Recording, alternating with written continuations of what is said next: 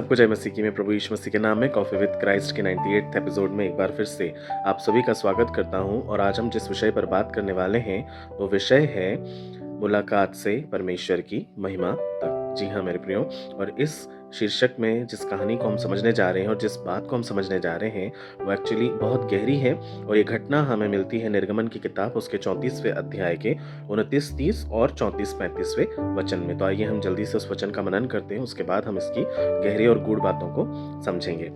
वचन में लिखा है, जब मूसा साक्षी की दोनों तख्तियां हाथ में लिए हुए सीनै पर्वत से उतरा आता था, तब यहोवा के साथ बातें करने के कारण उसके चेहरे से किरणें निकल रही थी, परंतु वह यह नहीं जानता था कि उसके चेहरे से किरणें निकल रही हैं। जब हारून और सब इस्राएलियों ने मूसा को देखा कि उसके चेहरे से किरणें निकलती हैं, तो वे उसके पास जाने से डर गए। फिर हम 34 और 35 वचन में ये पढ़ते हैं, और जब मूसा भीतर यहोवा से बात करने को उसके सामने जाता, तब वह उस ओढ़नी को निकलते समय तक उतारे हुए रहता था। फिर बाहर आकर जो जो आज्ञा उन्हें मिलती उन्हें इजरायलियों से कह देता था। सो इजरायली मूसा का चेहरा देखते थे कि उसमें से किरणें निकलती हैं, और जब तक वह यहोवा से बात करने को भीतर न जाता, तब तक वह उस ओढ़नी को डाले रहता था। तो मेरे प्रियो, हम जानते हैं कि ये वचन हमें ये बता रहा है कि जब कभी भी मूसा परमेश्वर से बात करने के लिए पर्वत के ऊपर जाया करते थे, तब उनका जो चेहरा है परमेश्वर से बातें करने के कारण चमक उठता था और उनके चेहरे से एक अलग सी ही महिमा प्रकट हुआ करती थी। आखिर परमेश्वर की उपस्थिति में ऐसा क्या था जो मूसा के चेहरे से इतनी भयंकर महिमा जो है वो प्रकट हुआ करती थी? दरअसल क्या है, परमेश्वर की महिमा आकर्षित भी करती है और वो प्रकट भी करती है कि हम कौन हैं। वो इसलिए मेरे प्रियो, क्योंकि परमेश्वर बिना महिमा का परमेश्वर नहीं है, और वो परमेश्वर ज्योतिर्मय परमेश्वर है। वो एक ज्योति के समान है, और जब हम उस ज्योति में चलते हैं तो हम स्वयं ही उस ज्योति में तब्दील हो जाते हैं, और वो ज्योति हम छुपा नहीं सकते, क्योंकि वो ज्योति हमारे जीवन से झलकती है और दूसरों तक वो उजियाले को पहुंचाती है। तो मूसा भी जब कभी परमेश्वर से बात करने के लिए जाया करते थे मेरे प्रियो, उनका चेहरा ऐसे ही चमक उठता था।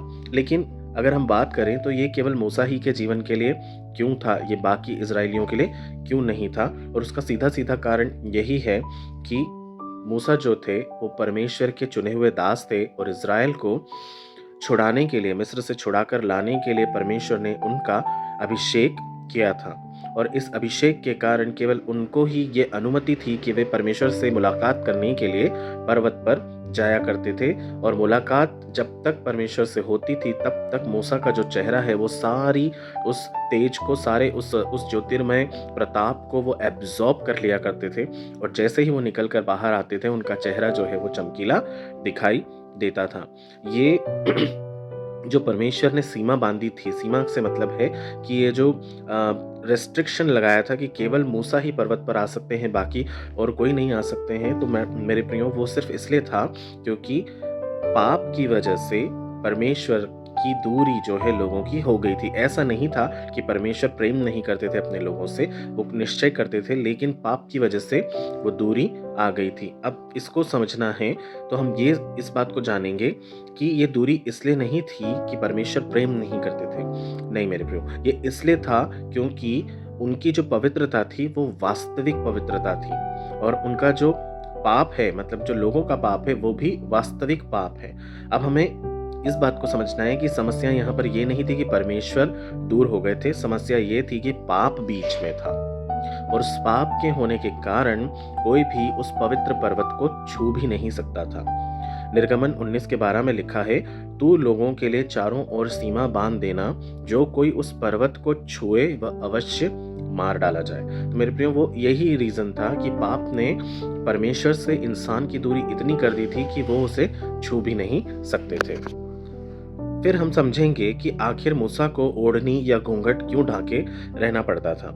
निर्गमन उसके 34-35 में हमने पढ़ा अभी कि जब तक मूसा यहोवा से बातें करते रहे, तब तक अपने मुख पर से घूंघट हटाए रहते थे, और बाहर आकर इजरायलियों से जो आज्ञा वे पाते थे उसे लोगों से कह देते थे। तब इजरायली मूसा के मुख को देखते थे कि उनका मुख जो है चमक रहा है, और मूसा फिर अपने मुख पर घूंघट डाल लेते थे। तो कहने का मतलब ये था कि मूसा को ये आवश्यक नहीं होता यदि लोग इस बात को समझते कि जो महिमा थी वो एक्चुअली में प्रकट होती थी। घूंघट एक्चुअली क्या था? घूंघट एक प्रतीक था। किस बात का प्रतीक था? वो परमेश्वर से मध्यस्थता का प्रतीक था, वो परमेश्वर से दूरी का प्रतीक था और एक सीमित पहुंच का प्रतीक भी था। पुरानी वाचा में महिमा जो थी वो दिखाई देती थी और पूरी तरह सहन भी नहीं की जा सकती थी। इसलिए परमेश्वर की महिमा जो है वो बिल्कुल नपी तुली ही हम सहन कर सकते थे, उससे ज़्यादा नहीं। दूसरा, मूसा को घूंघट जो है ढांकने की क्या ज़रूरत पड़ती थी? वो उसका रीज़न यही था मेरे प्रियो कि जब कभी भी लोग, इवन हारून उनका भाई, बड़ा भाई, वो भी अगर उन्हें देखते थे तो वो डर जाते थे, उनके चेहरे को देखकर डर जाते थे। तो लोग उनसे ना डरें, उनसे दूरी ना आ जाए, इस वजह से मूसा को अपना चेहरा जो है लोगों से छुपाकर रखना पड़ता था। लेकिन जैसे ही वो परमेश्वर के सन्मुख जाते थे, वो अपने चेहरे पर से वो घूंघट या वो ओढ़नी जो है हटा लिया करते थे, क्योंकि परमेश्वर के सन्मुख किसी पुरुष को सिर ढांके हुए जाना ये अलाउड नहीं था। इसलिए जब कभी मूसा परमेश्वर से मिलने के लिए पर्वत पर जाते थे तो वो अपना घूंघट हटा लिया करते थे। लेकिन लोगों के सन्मुख आते ही उनको वो करना पड़ता था, क्योंकि उनके तेज से लोग जो है घबराए जाया करते थे, डर जाया करते थे, इसलिए उन्हें उससे छुपाकर रखना पड़ता था। पौलुस भी यहाँ पर हमें उस बात के भेद को समझा रहे हैं। ये पुराने समय की बात थी मेरे प्रियो, जब मूसा को ऐसा करना पड़ता था, जब पाप की वजह से दूरी आ गई थी। लेकिन पौलुस हमें यहाँ क्या समझा रहे हैं? 2 कुरिन्थियों 3:18 में, और हम सबके सब खुले मुख से प्रभु के तेज को दर्पण में देखकर उसी प्रभु के द्वारा जो आत्मा है तेजोमय होते जाते हैं। और आगे वो कहते हैं 2 कुरिन्थियों 3:16 में, परंतु जब उनका मन फिर प्रभु की ओर फिरता है तो वह घूंघट उठ जाता है। मूसा के चेहरे पर तो घूंघट था और आज कई दिलों में भी घूंघट है, लेकिन जैसे ही मन प्रभु की ओर फिरता है हमारा घूंघट जो है वो हट जाता है। पौलुस हमें यही समझाने की कोशिश कर रहे हैं मेरे प्रियो कि जब हम आत्मा के दर्पण में परमेश्वर के दर्शन करते हैं तब वो घूंघट जो है हमारे ऊपर से अपने आप हट जाता है, वरना हम पाप की वजह से घूंघट ढांप कर रहते हैं, क्योंकि हम परमेश्वर को अपना मुंह भी नहीं दिखाने पाते हैं। उस पाप की वजह से वो पाप हमारे मन में इस तरह कार्य करता रहता है कि वो हमें परमेश्वर से दूर जाने के लिए ही हमें सीख देता रहता है, हमें पीछे खींचता रहता है। लेकिन ये पुराने समय की बात रही है मेरे प्रियो। अब जो है बुलाहट बिल्कुल अलग है। इब्रानियों 4:16 में लिखा है, इसलिए आओ हम अनुग्रह के सिंहासन के पास हियाव बांधकर चलें। क्या लिखा है वहां पर? हियाव बांधकर। ध्यान देने वाली बात है, हियाव बांधकर, डरते हुए नहीं, भागते हुए नहीं, पर विश्वास के साथ। कैसे होने पाया मेरे प्रियो? ये प्रभु यीशु मसीह के द्वारा हो गया है कि अब हमें किसी तरह के घूंघट को ओढ़कर अपने आप को परमेश्वर से छुपाने की जरूरत नहीं है, या लोगों के सामने अपने मुख को छुपाने की जरूरत नहीं है। हम खुले हुए मुख से परमेश्वर को पवित्र आत्मा के दर्पण के द्वारा देख सकते हैं। और प्रभु यीशु मसीह ने वो दूरी जो है सदा सदा के लिए दूर कर दी। अब हमें किसी महायाजक की आवश्यकता नहीं होती है कि हम परमेश्वर के सन्मुख जाएं, क्योंकि परमेश्वर ने मंदिर के पर्दे को बीच से फाड़ दिया था, ऊपर से लेकर नीचे तक फाड़ दिया था।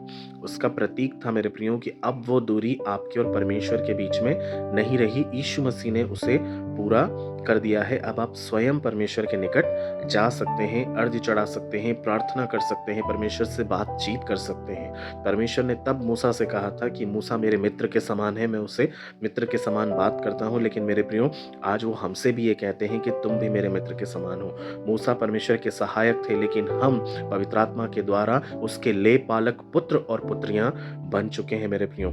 ये जो डिफरेंस था ये दूर कर दिया है। अब जो पाप ही हो, चाहे वो कैसा भी पाप क्यों ना हो, हम उस पाप सहित परमेश्वर के पास जा सकते हैं, क्योंकि यीशु मसीह ने उस पाप को हमारे लिए ले लिया है, सदा के लिए माफ कर दिया है। अब यदि हमसे गलती होती भी है और हम क्षमा मांग लेते हैं मेरे प्रियो, तो यीशु मसीह परमेश्वर के सामने खड़े होकर हमारे लिए परमेश्वर से ये विनती और प्रार्थना निरंतर करते हैं कि परमेश्वर इन्हें क्षमा कर दिया जाए। और यीशु मसीह को देखते हुए परमेश्वर हमारे हर एक अपराध को क्षमा करते हैं और हमें उनके निकट आने की अनुमति देते हैं मेरे प्रियो।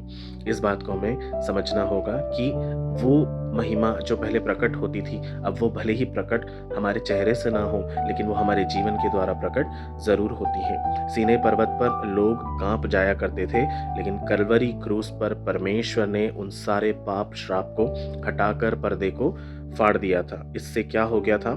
परमेश्वर से हमारी मुलाकात फिर से हो गई थी। अब हमें उसकी महिमा में प्रवेश करने के लिए डरने काँपने की ज़रूरत नहीं है, पर यीशु मसीह में हम उसकी महिमा में ऐसे ही जा सकते हैं और जब चाहे आ सकते हैं। पहले के समय में महायाजक साल में केवल एक बार ही परमेश्वर के परम पवित्र स्थान में प्रवेश कर सकता था और उससे भी पहले मूसा ही अकेले ऐसे थे जो परमेश्वर से मुलाकात करने के लिए जा सकते थे। लेकिन यीशु मसीह के द्वारा हमें ये सौभाग्य प्राप्त हो चुका है मेरे प्रियो कि हम जब कभी चाहें, जैसी भी परिस्थिति में हो, जिन भी हालातों में हो, हम परमेश्वर से मुलाकात करने जा सकते हैं। अब परम पवित्र स्थान वही स्थान है जहां आज हम बैठे हैं। जहां भी हो, हम जिस जगह बैठ जाते हैं वही हमारा परम पवित्र स्थान बन जाता है और हम परमेश्वर से उसी जगह पर मुलाकात कर सकते हैं और उसकी महिमा को उसी समय हम प्राप्त कर सकते हैं। ये भेद है मेरे प्रियो, इस बात को हमें समझना पड़ेगा।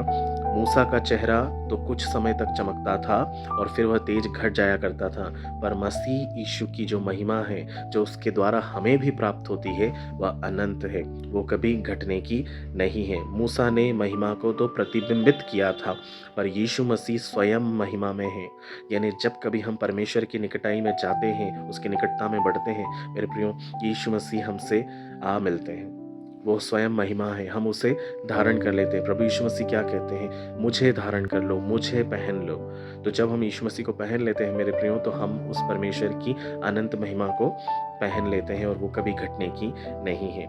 आज की आत्मिक बात सिर्फ यही है मेरे प्रियो, पहले लोग पर्वत के नीचे खड़े हुआ करते थे, आज हम पवित्र परमेश्वर की पवित्र हुजूरी, पवित्र उपस्थिति में बेखौफ और पिता परमेश्वर के सामने यूं ही जा सकते हैं, बिना किसी रोक टोक जा सकते हैं मेरे प्रियो। पहले मध्यस्थ हुआ करता था, पर अब मध्यस्थ की ज़रूरत नहीं है। हम यीशु मसीह के द्वारा, जो हमारा मध्यस्थ है, जो हमारा अनंत जीवन तक के लिए मध्यस्थ है, उसके द्वारा हम परमेश्वर की उपस्थिति में जा सकते हैं। इसीलिए जब हम प्रार्थना करते हैं ना, तो हम यही प्रार्थना करते हैं कि हम यीशु मसीह के नाम से इसे मांगते हैं। हम यीशु मसीह के नाम से आपके पवित्र चरणों में आते हैं। क्यों? क्योंकि यीशु मसीह के द्वारा हम परमेश्वर की महिमा में प्रवेश कर सकते हैं। बिना यीशु मसीह के द्वारा कोई भी परमेश्वर के पास नहीं जा सकता है मेरे प्रियो। इसलिए हमें ये बात समझने की ज़रूरत थी। पहले घूंघट था, लेकिन आज सबके लिए खुला हुआ निमंत्रण है। परमेश्वर सबको बोलते हैं कि मेरे निकट आओ, मैं तुम्हें विश्राम दूंगा। बोझ से दबे हुए, मतलब ये कोई शारीरिक बोझ नहीं है, कोई फिजिकल कोई वो लेबर नहीं है मेरे प्रियो। वो बोझ पाप का बोझ है, दर्द का बोझ है, खालीपन का बोझ है। वे सारे ऐसे जो टूटे हुए हैं, जो बहिष्कृत हैं, जो त्यागे हुए हैं, परमेश्वर उनको बुलाता है कि तुम जैसे लोग मेरे निकट आओ और मैं तुम्हें विश्राम दूंगा। परमेश्वर की पवित्रता कभी भी कम नहीं हुई है मेरे प्रियो। मसीह ने वो सब बातें उठा ली है जो हमें उससे अलग करती थी। बस प्रश्न ये है, क्या आप उसके नियंत्रण को स्वीकार करते हैं? यदि आप करते हैं मेरे प्रियो, तो परमेश्वर खुले दिल से, खुली बाहों से आपका स्वागत करने के लिए तैयार है। क्योंकि वचन हमें क्या सिखाता है? वचन हमें यही सिखाता है, कोई भी परमेश्वर को नहीं ढूंढ रहा है, कोई भी नहीं। और जो ढूंढ रहा है वो सच्चाई और आत्मा में यदि नहीं ढूंढेगा तो परमेश्वर नहीं मिलेगा। लेकिन जो ढूंढ रहा है दिल से, परमेश्वर के खोजी उसका दर्शन जरूर देखेंगे, ये परमेश्वर का वचन कहता है। तो मेरे प्रियो, हम यदि उसे दिल से ढूंढ रहे हैं तो परमेश्वर हमें निश्चय मिलेंगे, हम उसका दर्शन जरूर प्राप्त करेंगे। लेकिन यदि हम उसके निमंत्रण को स्वीकार नहीं करते हैं मेरे प्रियो, तो परमेश्वर कोई जोर जबरदस्ती नहीं करेगा। वो बोलेगा तुम अपनी राह में खुश रहो, मुझे कोई परेशानी नहीं है। परमेश्वर कभी भी जोर जबरदस्ती करके या आपके मन में जबरदस्ती ये डालकर आपको अपने पास नहीं बुलाएंगे, जब तक कि आप खुद से ना चाहो। यही तो इच्छा शक्ति है जो उसने हमें दी है। घूंघट तो हट चुका है, अब दूरी नहीं, अब निकटता है। भय नहीं, अब अनुग्रह है। पर्वत नहीं, अब संबंध है। निश्चय आपको करना है कि क्या आप परमेश्वर के पास जाने के लिए तैयार हैं? क्या आज आप उसके निमंत्रण को स्वीकार करने के लिए तैयार हैं? यदि तैयार हैं मेरे प्रियो, तो वो खुले दिल से आपका स्वागत करता है। कॉफी विद क्राइस्ट की यही सुंदरता है मेरे प्रियो कि हम परमेश्वर की निकटता में लोगों को और बढ़ाने की कोशिश कर रहे हैं। तो हम प्रार्थना करेंगे धन्यवाद के साथ। प्यारे खुदावन, मैं आपके पवित्र चरणों में आपके तमाम लोगों को लेकर आता हूँ पिता, और होने दीजिए पिता परमेश्वर, जिस किसी के हृदय में आप उनसे बातें करते हैं, उन्हें अपने निकट बुलाते हैं प्रभु, उनके मनों को तैयार करें प्रभु जी कि वे आपके निमंत्रण को स्वीकार करें। और प्रभु होने दीजिए कि वे आपकी अनंत महिमा में प्रवेश करने वाले हो सकें। आज के दिन प्रभु जितने लोग आपको ग्रहण करते हैं, जितने लोग प्रभु आपके निमंत्रण को स्वीकार करते हैं और आपकी निकटता में, आपकी हुजूरी में बढ़ते हैं प्रभु, उनके जीवन से किसी भी रीति से परमेश्वर पिता आशीषें कम न होने पाए। वे आपकी महिमा से सराबोर हो जाएं प्रभु जी। दीजिए। उठते बैठते चलते फिरते घर में आते घर से बाहर जाते समय तक प्रभु जी वे आशीषित रहें। प्रभु जिस किसी के जीवन में वो काम करें प्रभु वो इन्फ्लुएंशियल वर्क करने वाले हो सके पिता। आप उनके ऊपर ऐसे आशीषित हाथ को रखें पिता जो उनको आशीषों से सराबोर कर दे प्रभु। उनके लिए उत्तम द्वारों को आप खोलिएगा परमेश्वर पिता। हर बुराई से, बीमारी से, बेकारी से, रोग से, पाप से, श्राप से आप उन्हें आजाद कर दीजिएगा परमेश्वर पिता। हर तरह के कर्जे से आप उन्हें आजाद कर दीजिएगा परमेश्वर पिता। हर तरह की बेदारी उनके जीवन में आए, जागृति उनके जीवन में आए, वचन की समझ उनके जीवन में आए, पवित्र आत्मा का सर्वोच्च अभिषेक उनके जीवन में आए। ओ पिता परमेश्वर आपके स्वर्गीय उच्चतम भंडार उनके लिए खुल जाने पाए। आशीषों की, नेमतों की वर्षा और बरकत उनके जीवन में सदा सदा बनी रहने पाए। प्रभु हम यही विनती करते हैं उन सभी लोगों के लिए जो आपको ग्रहण करते हैं राजा। हम हर एक को आपके हाथों में सौंपते हैं, नाम बनाम पिता परमेश्वर। हर एक बात पिता, हर तरह के लोग पिता, छोटे से लेकर बड़े बुजुर्गों तक सभी के जीवन में आप काम करें राजा। हर एक को पिता आशीष दें, हम यही विनती करते हैं प्रभु। श्रापों को दूर करें, शैतानी बंधनों को आप तोड़ दें पिता और उनके जीवन को आजाद करें। आपने ऐसा कर दिया है उसके लिए धन्यवाद देते हैं। आदर, मान, महिमा, इज्जत, गौरव, जलाल सब कुछ आपको देते हैं क्योंकि आपका वचन ये कहता है खुदावंद तुम सत्य को जानोगे और सत्य तुम्हें स्वतंत्र करेगा। प्रभु होने दीजिए आपका सत्य आज सभी के जीवन में पहुंचने पाए। ऐसा हो गया है उसके लिए धन्यवाद करते हुए यीशु मसीह के नाम से इस प्रार्थना को मांगते हैं। दया करके सुनिए और ग्रहण कीजिए। आमीन। मेरे प्रियो मैं विश्वास करता हूँ ये वचन आपके जीवन में अद्भुत काम करेगा। मेरे साथ हर दिन यूं ही बने रहिए। हम हर दिन नई नई बातों को सीखेंगे, परमेश्वर की महिमा करेंगे और परमेश्वर को ही सारा आदर मान देंगे। परमेश्वर आपके साथ दिन भर रहे। आपका दिन शुभ हो। सभी को जय मसीह।